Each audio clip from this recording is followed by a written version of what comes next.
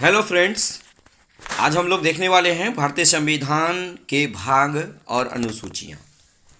प्रायः देखा जाता है कि संविधान के भाग और अनुसूची से एक या दो प्रश्न रहता ही है। तो आज हम लोग यहाँ पर संविधान के जो भाग हैं और अनुसूचियाँ हैं, इसको हम लोग एक दृष्टि में देखने वाले हैं। ठीक है। हम जानते हैं कि भारतीय संविधान में मूल रूप से 395 अनुच्छेद, 22 भाग और 12 अनुसूचियां हैं, जिसमें हम लोग आज देखने वाले हैं संविधान के भाग और अनुसूचियों के बारे में। ठीक है, चलिए प्रारंभ करते हैं। पहला देखिएगा भाग 1 यानी भाग 1। ये क्या है? इसके अंदर है संघ और उसका राज्य क्षेत्र, यानी कि संघ और उसका राज्य क्षेत्र के बारे में वर्णन संविधान के भाग 1 में है। ठीक है। उसके बाद देखिए भाग 2 में नागरिकता के बारे में वर्णन है। ठीक है, भाग 2 में क्या है? नागरिकता के बारे में वर्णन है। ठीक है, ये बहुत इंपॉर्टेंट है, इसको बढ़िया से देख लीजिएगा। उसके बाद देखिएगा तीसरा में भाग 3 में क्या है? भाग 3 में आपका है मौलिक अधिकार। भाग 3 में क्या है? मौलिक अधिकार है। भाग 4 में क्या है? राज्य के नीति निर्देशक तत्व, यानी कि नीति निर्देशक तत्व यदि देखा जाए तो ये 36 से 51 यानी आर्टिकल 36 से 51 डीपीएसपी। और ये कहाँ से लिया गया है? ये आयरलैंड के संविधान से लिया गया है। ठीक है। उसके बाद भाग 4 का क को देखिएगा, ये मौलिक कर्तव्य। भाग 4 का क में क्या है? मौलिक कर्तव्य है, इसको याद रखिएगा।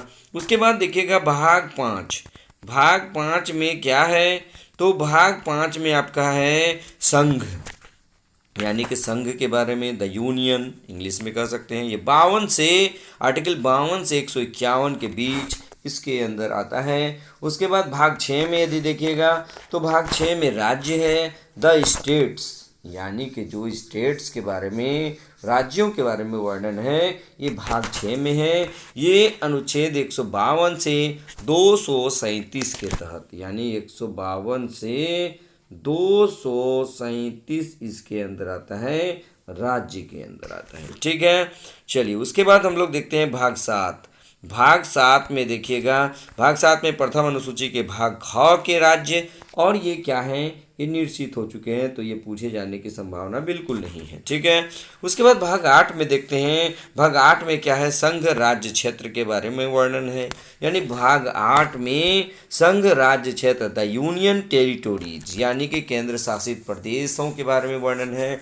और इसके तहत यदि आर्टिकल हम देखें तो 239 से 242 आर्टिकल भाग 8 में आते हैं। ठीक है।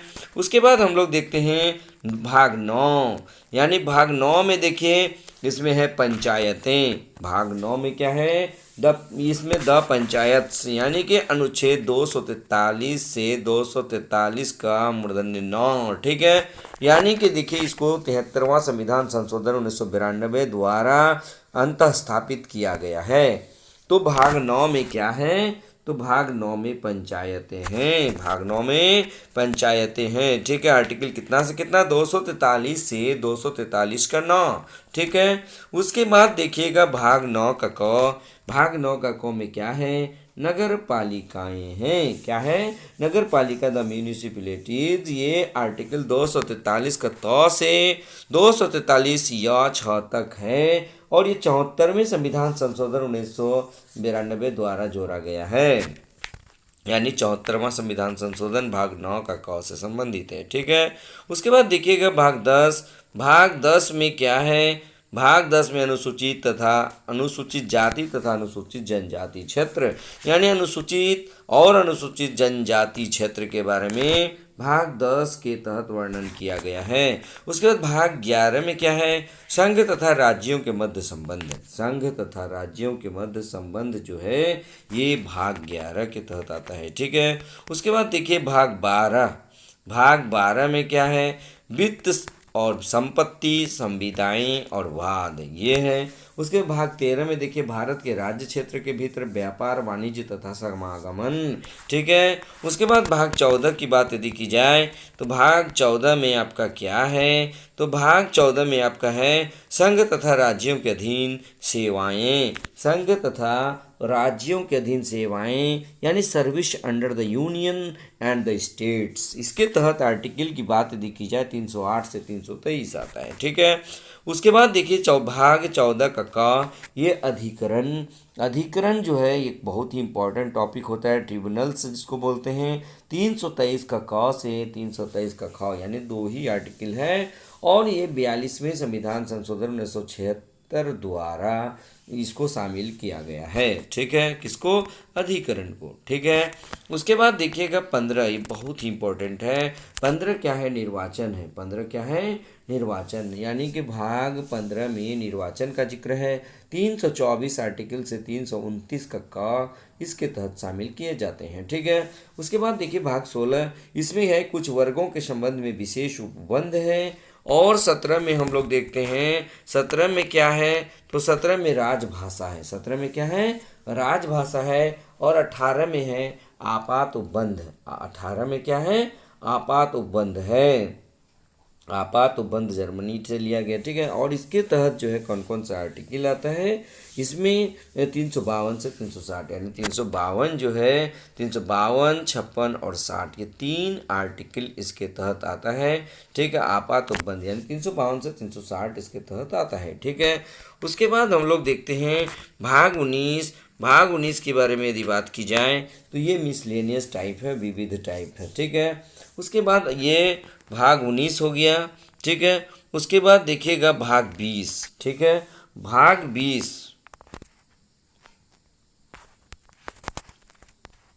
भाग 20 इसमें छूटा हुआ है। अब इसमें हम लोग देख लेते हैं थोड़ा सा भाग 20 को। ठीक है, इसको संविधान संशोधन यहाँ नहीं होगा, यानी भाग 20 देखिएगा। भाग 20 में क्या है? भाग 20 में संविधान संशोधन। संविधान संशोधन, ये सबसे इम्पोर्टेंट है। भाग 20 में क्या है? भाग 20 में संविधान संशोधन के बारे में जिक्र है। यहाँ लिखावट यदि समझ में नहीं आ रहा तो आप समझ लीजिए इसको कि जो भाग 20 है, भाग 20 में क्या है? तो भाग 20 में संविधान संशोधन का जिक्र है। संविधान संशोधन का जिक्र है। उसके बाद हम लोग देखते हैं क्या? भाग 21 की बात यदि की जाए तो भाग 21 में है अस्थायी संक्रमण, कालीन तथा विशेष उपबंध के बारे में। ठीक है, उसके बाद भाग 22 में देखें संक्षिप्त नाम, प्रारंभ। उसके बाद हिंदी में प्राधिकृत पाठ के बारे में इसमें जिक्र है। ठीक है, चलिए ये तो था हमारा क्या? ये हमारा था क्या? ये हमारा संविधान के भाग, संविधान के भाग। अब हम लोग थोड़ा सा देख लेते हैं पॉइंट वाइज अनुसूचियों के बारे में। किसके बारे में? अनुसूचियों के बारे में। तो मूल संविधान में 8 अनुसूचियां थी, लेकिन वर्तमान समय में ये अनुसूचियों की संख्या 12 हो गई है। कितनी हो गई है? 12 हो गई है। तो अब चलिए हम लोग प्रारंभ करते हैं पहली अनुसूची। अब देखिए पहली अनुसूची में यदि हम लोग देख लें, पहली अनुसूची में क्या है? राज्य व संघ राज्य क्षेत्र है। इसके तहत भारत के 28 राज्य एवं 8 केंद्र शासित प्रदेशों के बारे में वर्णन किया गया है। यानी कि इसमें बहुत इंपॉर्टेंट बात है कि कितने राज्य हैं। वर्तमान समय 28 राज्य हैं और 8 केंद्र शासित प्रदेश है। तो पहली अनुसूची में राज्य और केंद्र शासित प्रदेशों के बारे में जिक्र है। उसके बाद देखिएगा दूसरी अनुसूची। दूसरी अनुसूची में हम लोग क्या देखते हैं? प्रमुख पदाधिकारियों के वेतन एवं भत्ते, यानी प्रमुख पदाधिकारियों के वेतन और भत्ते का जो जिक्र है वो किस आर्टिकल में है? ये किस अनुसूची में है? अनुसूची दूसरी में है। उसके बाद अनुसूची तीसरी की बात यदि की जाए तो ये शपथ और प्रतिज्ञान, शपथ और प्रतिज्ञान तीसरी अनुसूची का विषय है। उसके बाद देखिएगा चौथी अनुसूची। चौथी अनुसूची के तहत राज्यसभा में प्राप्त प्रतिनिधित्व का विवरण, यानी कि राज्यसभा में प्रतिनिधित्व कहाँ कितना होगा, इसके बारे में जो जिक्र है ये चौथी अनुसूची के तहत आता है। उसके बाद हम लोग देखते हैं पाँचवीं अनुसूची। पाँचवीं अनुसूची में है, इसमें अनुसूचित क्षेत्रों और अनुसूचित जनजातियों के प्रशासन व नियंत्रण के बारे में। ठीक है, किसके बारे में? कि इसमें अनुसूचित क्षेत्रों और अनुसूचित जनजातियों के प्रशासन व नियंत्रण के बारे में है। उसके बाद देखिएगा छठी अनुसूची। छठी अनुसूची में क्या है भाई? तो छठी अनुसूची में असम, मेघालय, याद रखिएगा असम, मेघालय, उसके बाद त्रिपुरा और मिजोरम, ये 4 पूर्वोत्तर राज्य, याद रखिएगा असम, मेघालय, त्रिपुरा और मिजोरम के जनजाति क्षेत्रों का प्रशासन किस अनुसूची में है? छठी अनुसूची में है। उसके बाद यदि हम लोग देख लेते हैं, उसके बाद सातवीं अनुसूची में क्या है भाई? तो सातवीं अनुसूची में है, इसमें संघ और राज्यों के मध्य शक्तियों के विभाजन के बारे में दिया गया है और इसके अंतर्गत संघ सूची, राज्य सूची और समवर्ती सूची आता है। इसके तहत क्या आता है? संघ सूची, राज्य सूची और जो है समवर्ती सूची। इसके बारे में थोड़ा सा बता दें, संघ सूची में कुल 97 विषय था, लेकिन वर्तमान में इसमें बढ़ करके 100 हो गया है। और यदि राज्य सूची की बात यदि की जाए तो पहले 66 विषय था, वर्तमान में 61 विषय हो गया है। और समवर्ती सूची में पहले 47 विषय था, अब वर्तमान समय में इसमें 52 विषय शामिल किया गया है। ये आप याद रख लीजिएगा। सातवीं अनुसूची के तहत 3 अनुसूचियाँ हैं, ठीक है। उसके बाद देखिएगा, नेक्स्ट प्रश्न हम लोग देखते हैं आठवीं अनुसूची। आठवीं अनुसूची में देखिए, इसमें 22 भाषाओं के बारे में जिक्र है। यानी कि आपको यदि पूछा जाए कि आठवीं अनुसूची में कितनी भाषाएं हैं, तो 22 भाषाएं हैं, आप इसको याद रख लीजिएगा। नौवीं अनुसूची में देखिए भूमि सुधार से संबंधित है, ठीक है।